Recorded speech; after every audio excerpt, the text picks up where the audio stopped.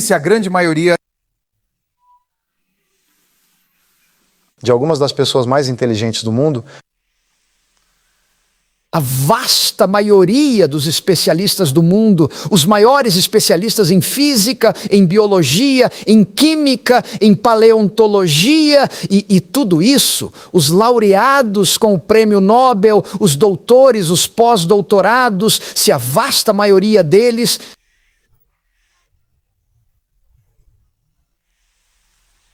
se eles estiverem certos, então eu diria que tudo o que acreditamos como cristãos é um monte de bobagem.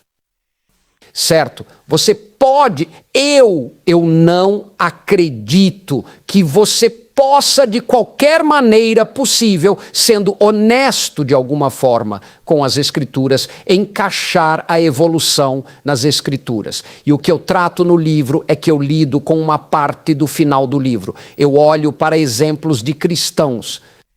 Veja, infelizmente, o cristianismo, os cristãos têm sido notoriamente condescendentes. Como você acha que começamos a guardar o domingo?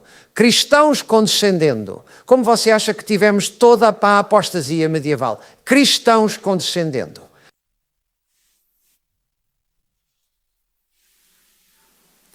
porque a Conferência Geral, até a década de 1950, ter uma cafeteria segregada onde não deixavam os negros comerem na mesma sala que os brancos. Cristãos comprometendo-se e vivemos comprometendo-se com a cultura.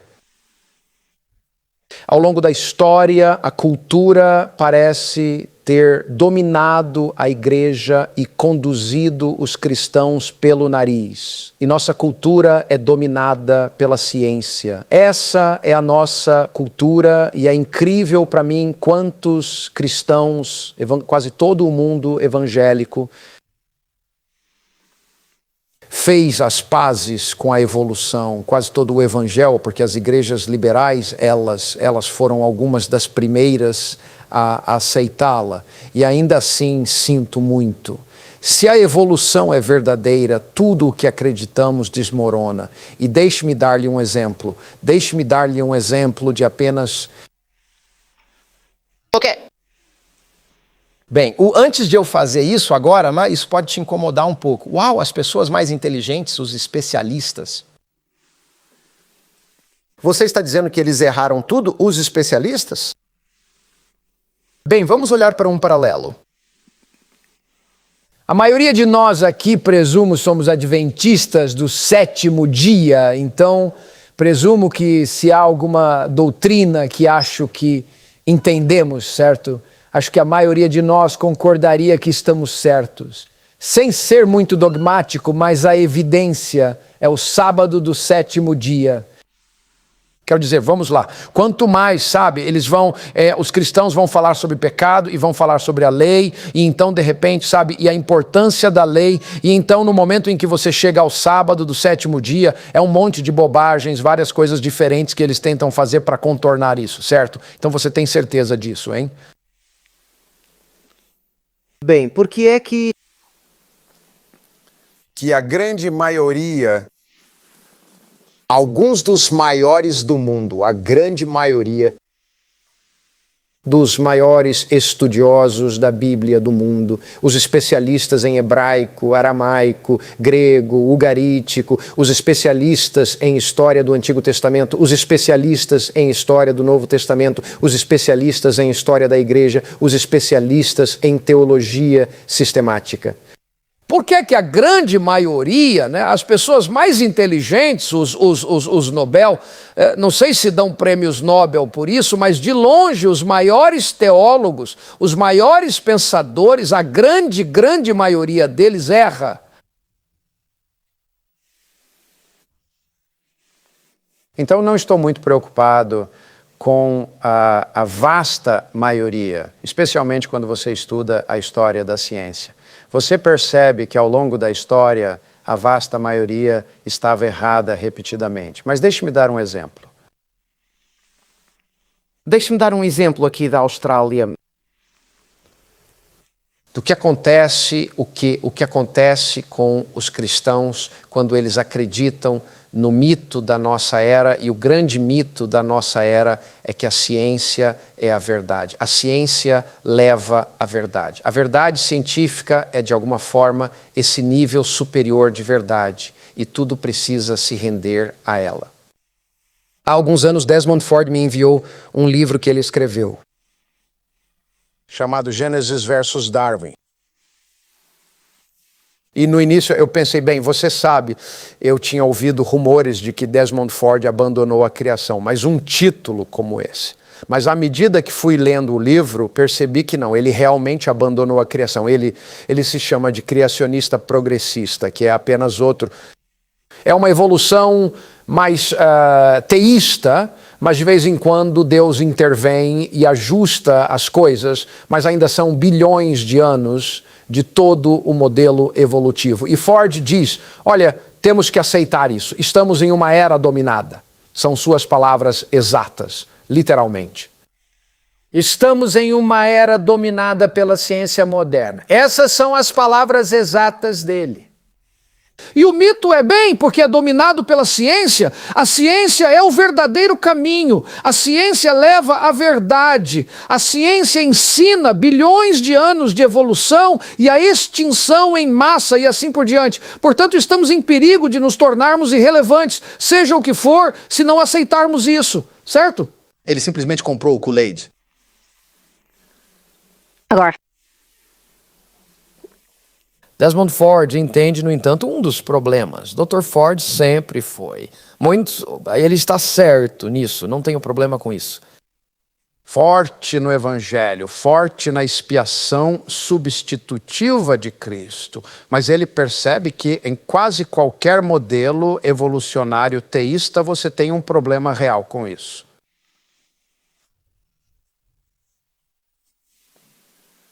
Porque onde você encontra um Adão sem pecado em um modelo evolutivo? Certo? Onde você encontra um ser sem pecado, não havia morte, um ser perfeito e impecável? Porque 6 vezes no livro em Romanos 5, você tem Adão, Cristo, Adão, Cristo. Adão estragou tudo, Cristo veio para consertar, Adão caiu, Cristo consertou, Adão trouxe a morte. Cristo trouxe vida, 6 vezes nesse único capítulo. Você vai para Coríntios novamente, Coríntios 15, Jesus veio para desfazer. E Desmond Ford é muito claro, ele diz, de muitas maneiras todo o evangelho se sustenta ou cai com um Adão literal. Mas como você obtém um Adão literal? Eu li algo há um tempo atrás onde um evolucionista teísta disse, olha, esqueça o Adão, esqueça isso. Não existe tal coisa como um Adão sem pecado. Simplesmente não dá para ter isso, certo? Ele estava sendo um pouco mais honesto, eu acho, com a realidade. Então Desmond Ford quer tentar encontrar uma maneira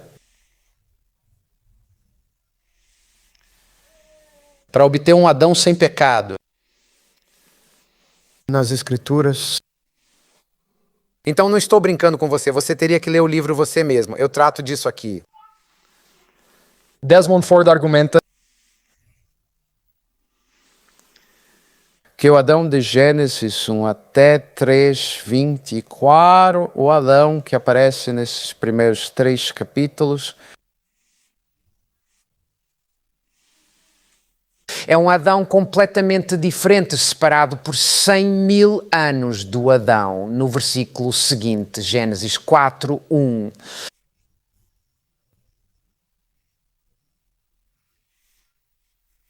E o que você sabe? E ele é forçado a admitir que coincidência que este Adão, em Gênesis capítulo 4, versículo 1, um Adão completamente diferente, separado por 100.000 anos, que coincidência, também acontece de ter uma esposa chamada Eva. Agora você ri ou chora?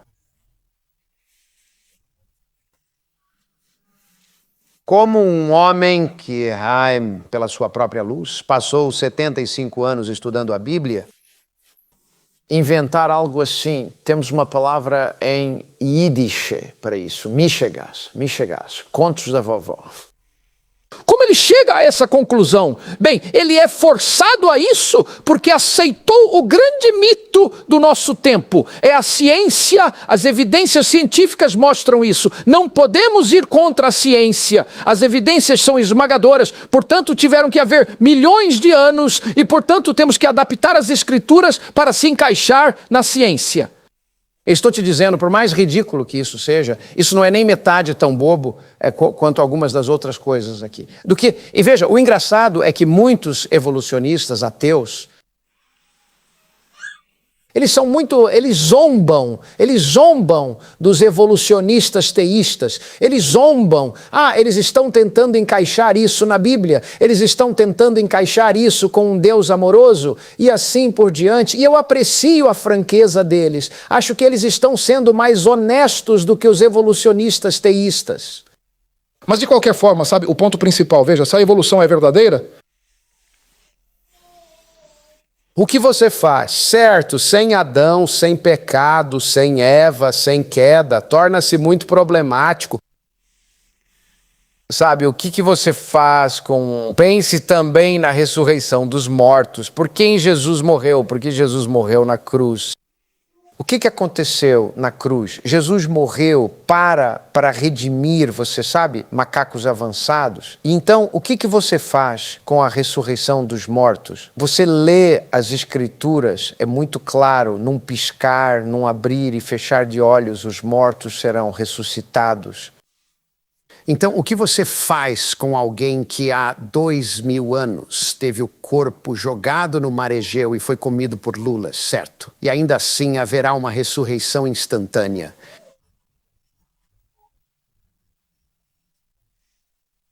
Ou Deus vai usar bilhões de anos do modelo darwiniano, sabe, para recriar a humanidade novamente? Ele vai recriar novos céus e recriar a nova terra? Ele vai usar bilhões de anos, sabe? E você pode continuar e continuar e continuar, ponto após ponto após ponto. a evolução destrói